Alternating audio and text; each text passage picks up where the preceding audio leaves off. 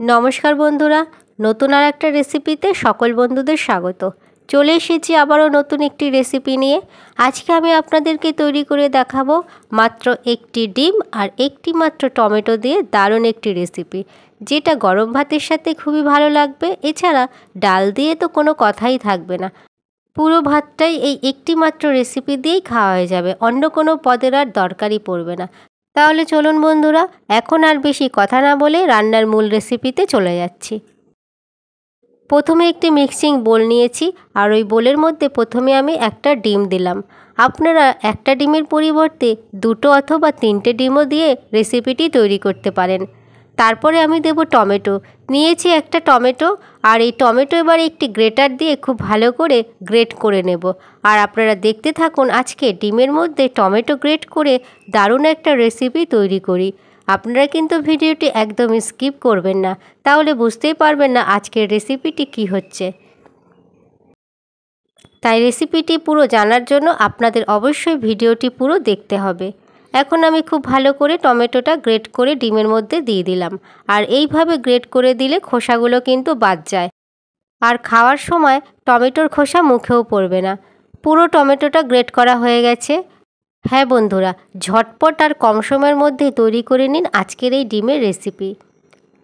তারপরে আমি দেব পেঁয়াজ। একটা ছোট সাইজের পেঁয়াজ কুচি কুচি করে কেটে নিয়েছি, সেই পেঁয়াজটাই আমি এখন দেব। এখন এই ডিম আর টমেটোর মধ্যে সবার প্রথমে আমি পেঁয়াজ অ্যাড করলাম। তারপরে দেব আদা কুচি, হাফ ইঞ্চির মতন আদা নিয়েছি, আর সেটাকে আমি কুচিয়ে নিয়েছি খুব ভালো করে। এখন দিলাম ঝালের জন্য লঙ্কা, আমি এখানে একটা লঙ্কা নিয়েছি, সেটাই দিয়ে দিচ্ছি। আপনারা চাইলে লঙ্কার পরিমাণটা বেশিও দিতে পারেন। তারপরে দিলাম স্বাদ মতন নুন। এইবারে সব কিছুকে একসাথে খুব ভালো করে একটা চামচ দিয়ে মিশিয়ে নেব, তবে এটাকে একটু ফেটিয়েও নিতে হবে। ডিম যদি একটু ভালো করে ফেটানো হয়, তাহলে ভাজার পরে ডিম ভাজার মধ্যে একটা সফটি ভাব আসবে। খুব ভালো করে ফেটিয়ে নিয়েছি।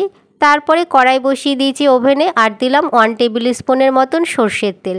তেলটা আমি গরম করে নেব ভালো করে।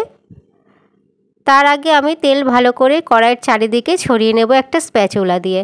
এবারে তেলটাকে ভালো করে গরম করে নিয়েছি, তারপরেই পুরো ডিমের ব্যাটারটি তেলের মধ্যে দিয়ে দেব। ভালো করে তেল গরম করে নিতে হবে, না হলে কড়াইয়ের চারিদিকে লেগে যেতে পারে। এবারে একটা স্প্যাচুলা দিয়ে খুব ভালো করে চারিদিকে আমি পেঁয়াজটা ছড়িয়ে দিচ্ছি, যাতে পেঁয়াজটা খুব ভালো করে সিদ্ধ হয়ে যায়। গ্যাসের ফ্লেমটাকে মিডিয়াম টু হাইয়ে রেখে ডিমটাকে আমি ভেজে নেব।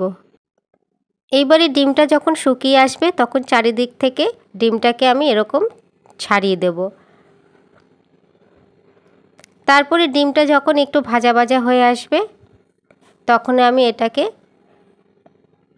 এরকমভাবে আমি ডিমটাকে ঘেঁটে নেব, আর তৈরি হয়ে যাবে আজকের এই ডিম ভুজিয়া।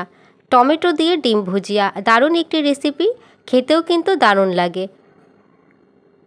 এইভাবে ডিমটা যখন ভাজা ভাজা হয়ে আসবে, তখনই এরকম ভুজিয়াটা বানিয়ে নিতে হবে, তাহলে খুব সুন্দর একটা ভুজিয়া তৈরি হয়ে যাবে। আর যখন ডিমের ভুজিয়াটা আমি তৈরি করব, তখন গ্যাসের ফ্লেমটাকে একদম লোয়ে রেখে দেব, তাহলে ভুজিয়া খুব সুন্দরভাবে বানানো যাবে, পুড়েও যাবে না। এবারে 1 মিনিটের মতন আমি এরকম নেড়েচেড়ে ডিম ভুজিয়া তৈরি করে নেব। আর তারপরে ডিম ভুজিয়া নামিয়ে গরম ভাতের সাথে গরম গরম পরিবেশন করব। ডাল দিয়ে তো কোনো কথাই থাকবে না এইরকম ডিম ভুজিয়া। ডিম ভুজিয়া পুরো হয়ে গেছে, কালারটাও চেঞ্জ হয়ে গেছে, বেশ সুন্দর একটু ভাজা ভাজাও হয়ে গেছে। এইবারে আমি এই ডিম ভুজিয়া নামিয়ে গরম গরম পরিবেশন করব। বেশ সুন্দর ঝুরঝুরেও হয়েছে। তাহলে বন্ধুরা, আজকের এই রেসিপি যদি আপনাদের ভালো লাগে, লাইক অবশ্যই করবেন। কেমন হয়েছে সে বিষয়ে কমেন্ট করে জানিয়ে দেবেন, আর রেসিপিটা বন্ধুদের সাথে শেয়ারও করে দেবেন। এখনও যারা আমার এই চ্যানেলটিকে সাবস্ক্রাইব করেননি, তারা অবশ্যই সাবস্ক্রাইব করে পাশে থাকা বেল অপশানে ক্লিক করে দেবেন, তাতে আমার পরের সমস্ত রান্নার ভিডিওর আপডেট আপনার ফোনে প্রথমেই পৌঁছে যাবে। আর আপনারা ভিডিওটি যদি ফেসবুক থেকে দেখেন, তাহলে অবশ্যই তিয়াশা ফুডস হাউস চ্যানেলটিকে ফলো করে দেবেন।